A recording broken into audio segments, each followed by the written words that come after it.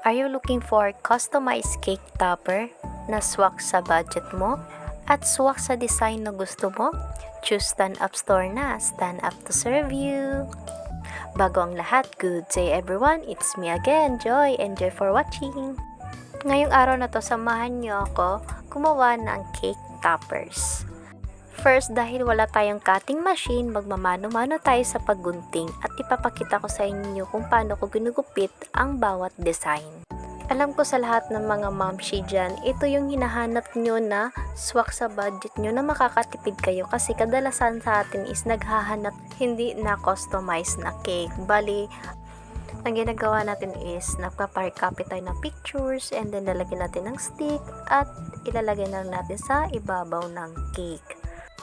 At ito na ang hinahanap nyo. Magkaroon naman tayo ng extra effort sa ating cake na nabili. Kasi 3D effect po itong ating cake toppers. At ayan, nakat na natin. And then, ikakat na natin yung ibang mga designs. Ang 3D effect natin na iba is 2 layer lang. And then, yung iba is 3 layer. Para may effect. Para may dating yun. Attractive. And then, para mag 3D effect po yung ating toppers is, lalagyan po natin ng styro. And then, paano ko nadikit yung styro is, nilalagyan ko lang po siya ng double-sided tape. Itong cake topper pala natin is free layout na po siya. So, pwede nyo palagyan ng any details like happy birthday, happy first birthday, baby boy, baby girl, yan, name ng inyong anak. And then, pwede nyo palagyan ng picture.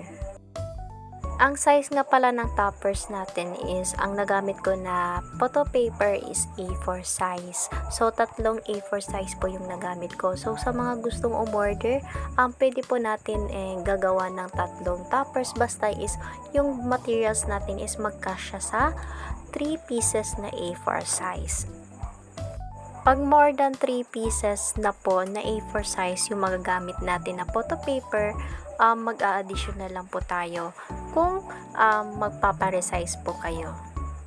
Sa nagtatanong ng price, please follow our Facebook page, our business page para sa updated na mga price list ng ating party needs. Ito po yung Stand Up Store. Ilalagay ko po sa comment section ang link. Ayan, nakikita na natin yung 3D effect ng ating cake topper. Actually, may foam tape na dapat na gagamitin dito sa pagdugtong ng ating 3D effect. Pero wala akong nakitang foam tape. So, nakapag-isip ako na styro foam yung gagamitin ko at lalagyan ko lang ng double-sided tape. So, ito na ang ating finished product. Actually, dalawa yung nagawa kong sample ngayon. Pang girl and pang boy. Yung isa is Spider-Man naman yung sample natin.